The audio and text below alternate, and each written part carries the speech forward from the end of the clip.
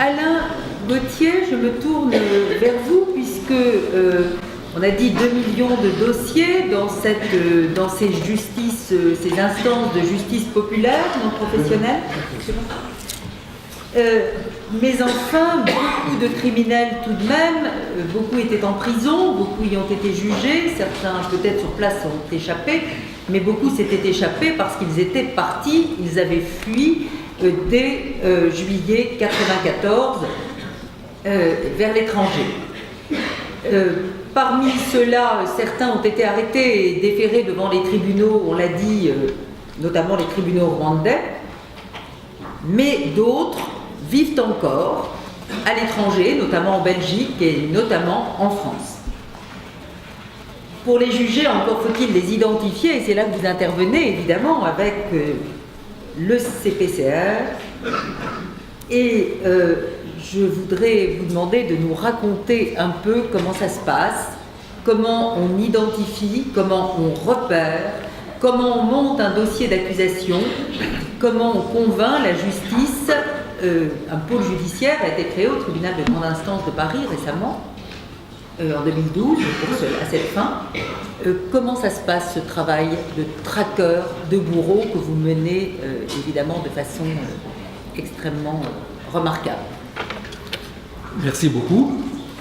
Donc j'interviens effectivement en tant que président du collectif des parties civiles pour le Rwanda, qui est une association loi 1901 que nous avons créée donc en 2001 pour poursuivre en justice les présumés génocidaires rwandais qui se trouvent sur le sol français. Madame Anna a dit tout à l'heure que notre vie avait basculé en 1994, mais je tiens tout de suite à dire que notre vie a basculé comme la vie de centaines de milliers de familles de victimes, et donc nous ne sommes pas un exemple de victimes. Le combat que nous menons, nous le menons au nom de toutes les victimes du génocide. Peut-être un petit peu en introduction, je voudrais dire que la justice que nous réclamons concernant la présence des présumés génocidaires rwandais qui sont en France, nous la réclamons parce que nous pensons précisément que c'est un des moyens de lutter contre le négationnisme. Et c'est la raison pour laquelle je pense que la petite intervention que je fais ici aujourd'hui peut être acceptée. Parce que je ne suis ni universitaire, ni chercheur, ni rien du tout. Je suis un simple citoyen. Nous sommes de simples citoyens qui avons pris conscience que nous ne pouvions pas tolérer en France la présence de présumés génocidaires rwandais. Dire aussi que la justice, pour nous, est aussi, elle est d'abord au service des victimes, bien évidemment, elle est aussi au service de la mémoire. Nous ne pouvons pas oublier ce qui s'est passé en 1994 au Rwanda. La justice, elle est aussi au service de l'histoire. Et c'est là peut-être que ma présence aussi dans ce panel est quelque peu justifiée. Dans un procès, on va nommer les bourreaux, on va nommer les victimes. Et c'est ainsi que si les présumés génocidaires sont condamnés, eh bien les victimes pourront être rétablies dans l'humanité qu'on leur a volée. Parce qu'il faut bien se rappeler que toutes les victimes du génocide sont des victimes innocentes. Un procès pourrait permettre aussi aux bourreaux de réintégrer aussi la communauté des hommes s'ils acceptaient le verdict. Or, il se trouve que, et c'est là aussi que nous sommes en plein dans le sujet du négationnisme, il se trouve que tous les présumés génocidaires que nous poursuivons en justice se disent étrangers aux accusations que nous portons contre eux. Et donc, si un jour ils sont jugés et condamnés, effectivement, ils vont se faire passer à leur tour pour victimes.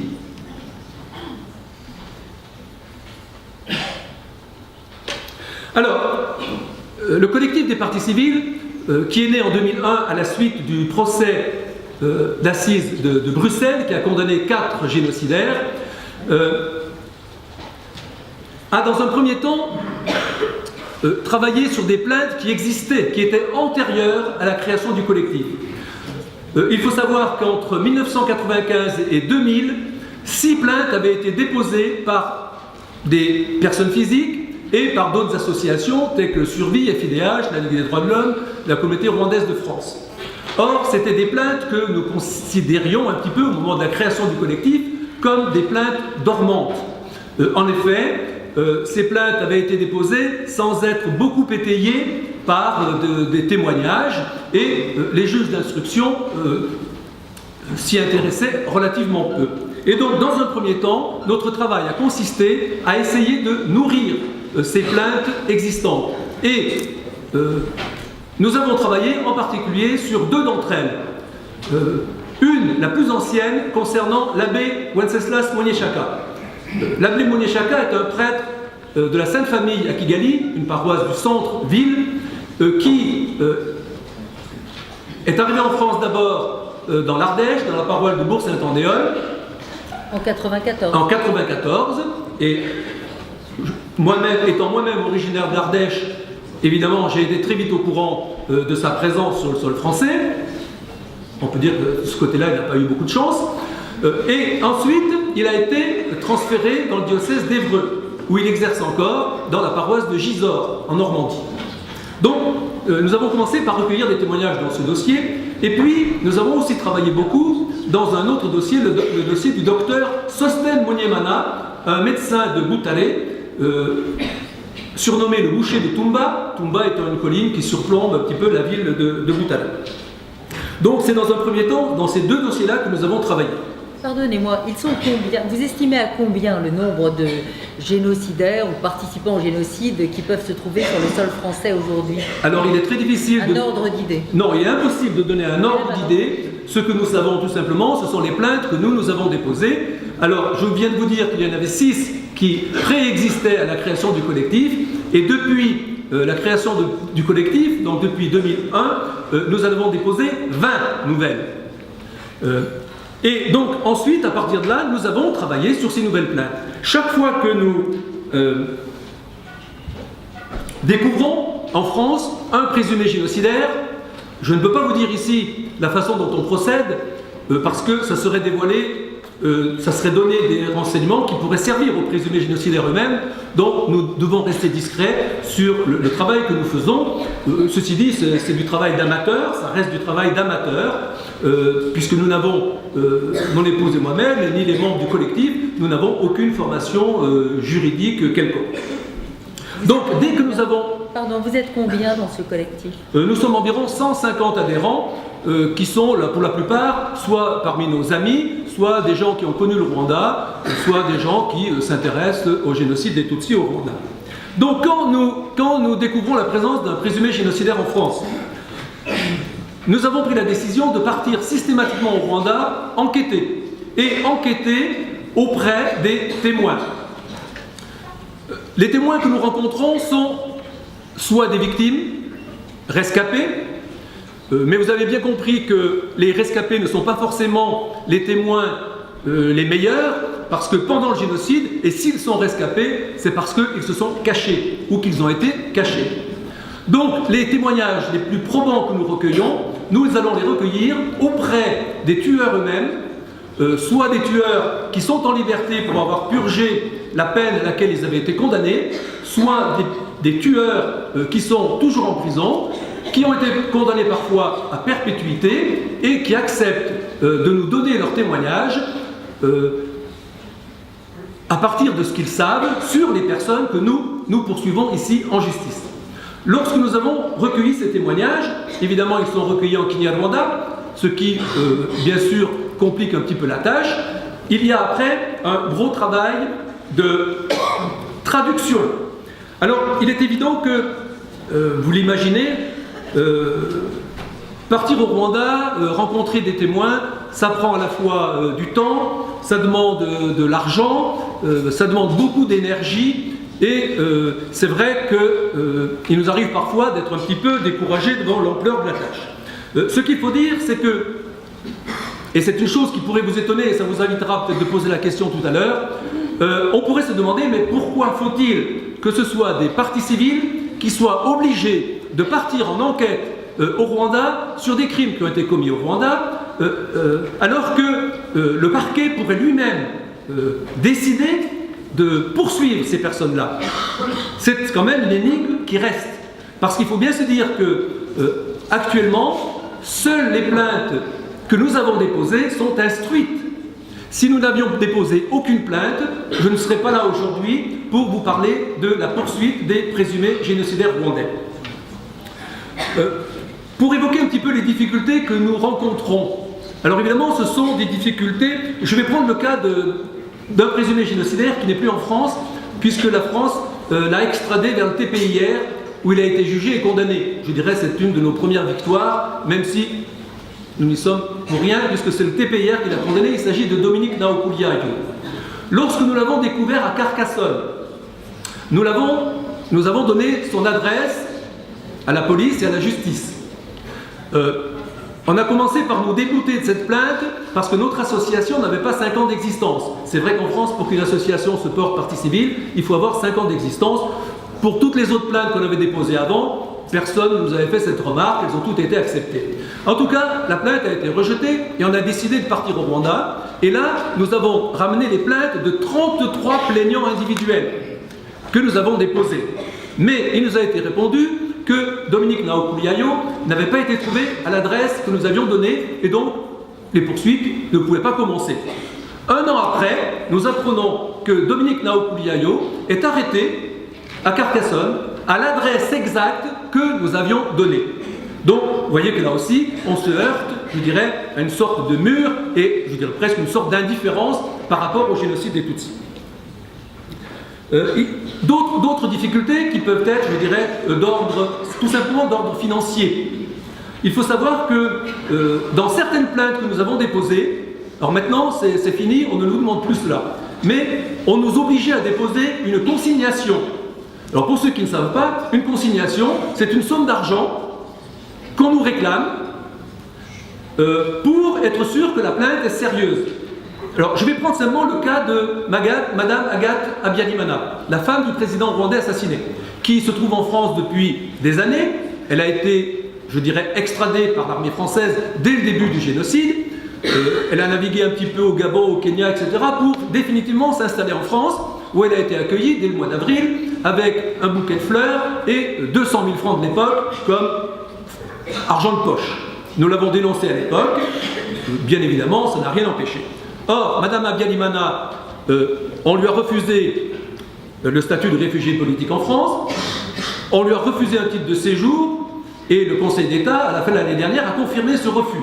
Donc, elle est ici en France actuellement comme une sans-papier, la plus célèbre des sans-papiers, et elle vient de faire appel à la Cour européenne des droits de l'homme, c'est le dernier recours qui lui reste, pour condamner la France qui refuse de lui donner ses papiers. Eh bien, lorsque nous avons déposé la plainte contre Agathe Habyalimana, on nous a demandé 6 000 € de consignation.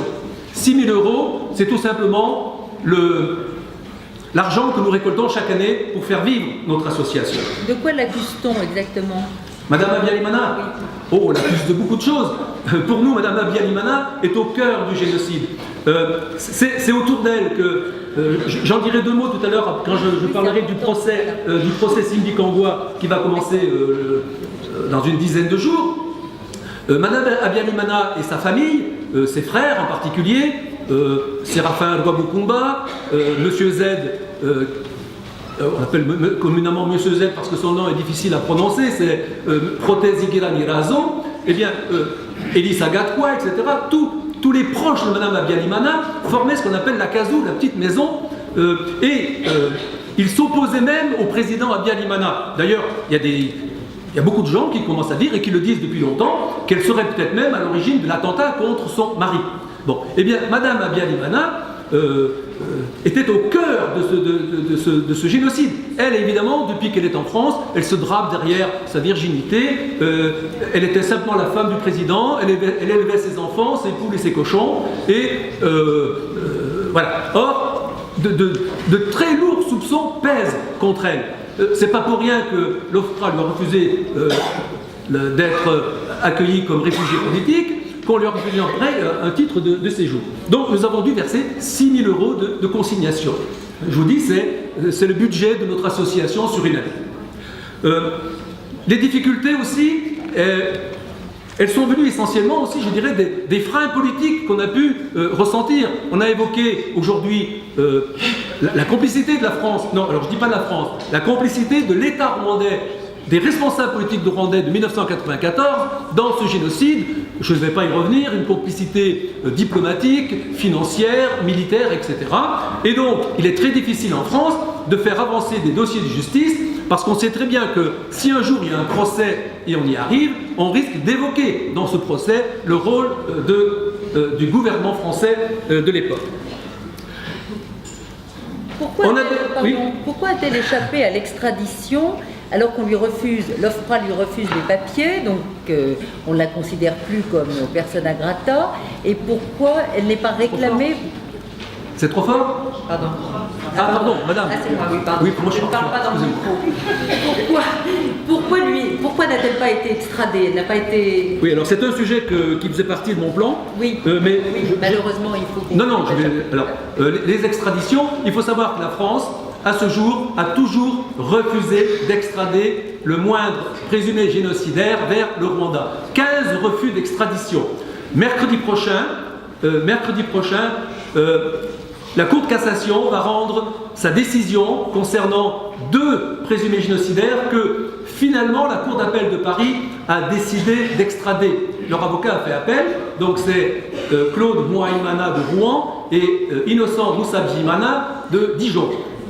Pire, il y a parmi les 3 le colonel Laurent Selumuga, qui est, je dirais, un des plus gros poissons, un des plus gros génocidaires qui se trouve en France, que l'on peut ranger au même niveau que Bagossola et compagnie, tous ces grands militaires qui se prétendaient à la retraite, mais qui ont repris du service en 1994.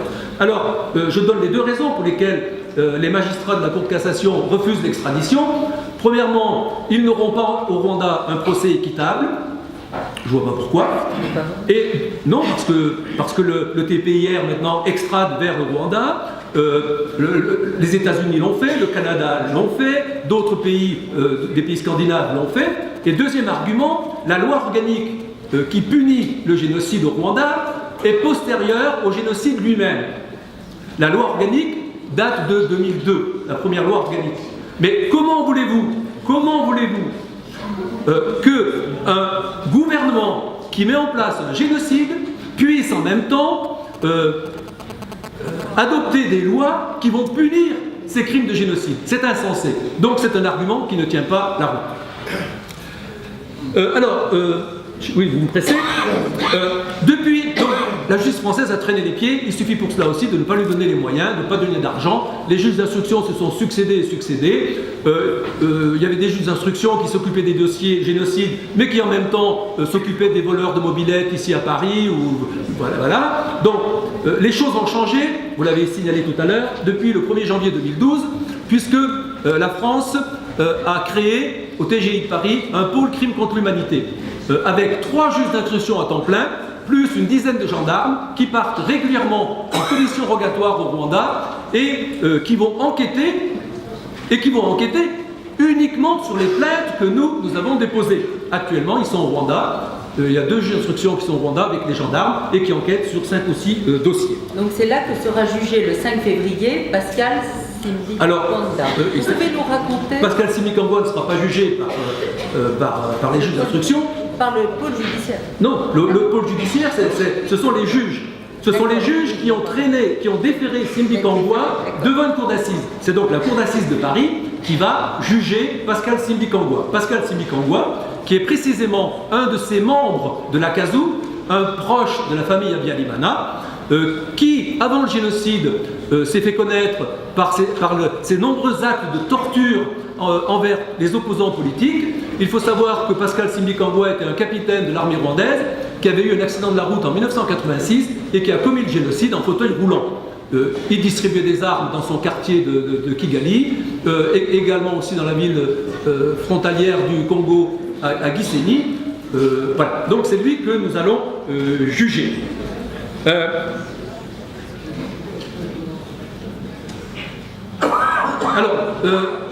Pour terminer, c'est ce que vous voulez, hein? Je ne veux pas, mais je crains qu'il vous reste 3 minutes. D'accord, oui, mais 3 minutes c'est bon. Prenez-les. Merci. Donc, à partir du 4 février, va s'ouvrir donc à la Cour d'assises de Paris un premier procès que nous jugeons être, nous, un procès historique, à plus d'un titre. Hein. D'abord parce que ça se passe en France, c'est quand même quelque chose de nouveau, et aussi parce qu'on va juger quelqu'un du système du groupe qui a mis en place le génocide. On espère surtout que ce procès va être aussi le premier d'une longue série. Hein, il y a, je vous ai dit, 24 plaintes actuellement sur le bureau des juges.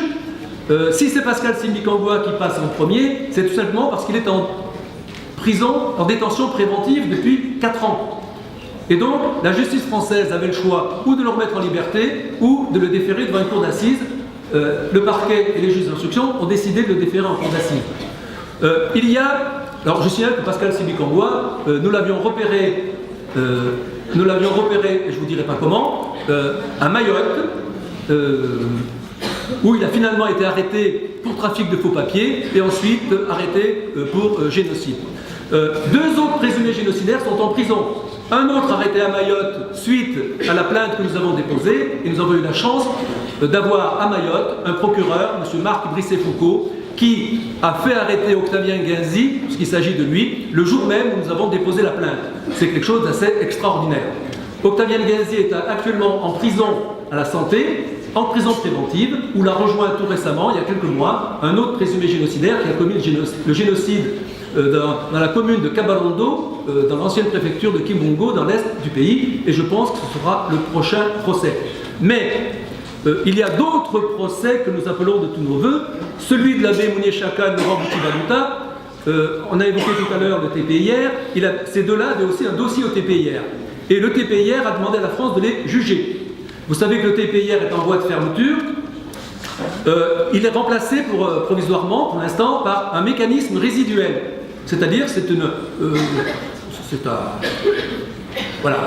un mécanisme qui va s'occuper des dossiers encore en cours. Et le TPIR a envoyé récemment en France une chargée de mission qui est venue voir où en était le dossier, ces 2 dossiers, et les juges d'instruction leur ont dit qu'ils en faisaient une priorité dans leur travail et qu'on pouvait espérer, s'ils étaient déférés en cour d'assises, un procès en 2015 ou en 2016.